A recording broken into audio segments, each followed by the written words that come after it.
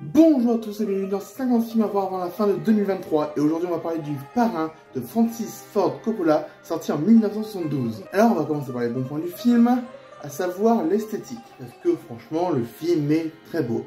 La musique est parfaite pour l'ambiance du film qui vraiment elle nous emporte. Elle peut être assez prononcée comme assez discrète et dans tous les cas t'es vraiment dans l'univers du film.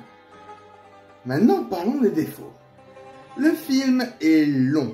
Mais genre vraiment long. Et un film long, c'est pas dérangeant en soi. C'est juste que je le trouve hyper mal rythmé. Et c'est dommage parce qu'il parle de choses très intéressantes, mais j'ai juste pas envie de les suivre. Sincèrement, tout ce qui est en dehors des Corleone, je suis désolé, j'ai pas réussi à retenir.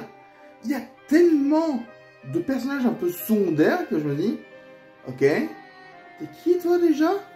Les seuls intéressants, c'est les deux principaux en fait, à savoir Michael Corleone et Don Vito Corleone. Et encore, quand je dis que Michael est intéressant, c'est intéressant son parcours de personnage. C'est intéressant de voir de là où il commence à là où il va.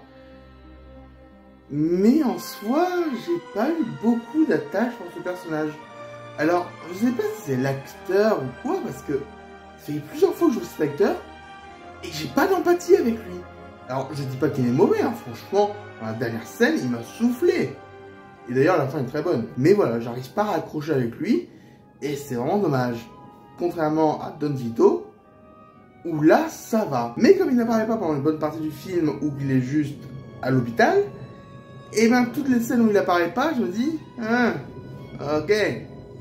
Marlon Brando arrive vraiment à donner corps à ce personnage, et c'est un plaisir de le voir. Mais pour le coup, j'aurais voulu un film que sur lui. Alors, je sais très bien que dans le Parrain 2, on voit un peu son enfance et comment il est devenu le parrain. Et c'est peut-être pour ça que je regarderai la deuxième partie du Parrain, parce que ça m'intéresse. Mais le reste, non, pas trop. Je reconnais que c'est un très bon film, mais c'est pas un film pour moi. Donc, on va le retirer. C'était donc le 22e film, il n'en reste plus que 28.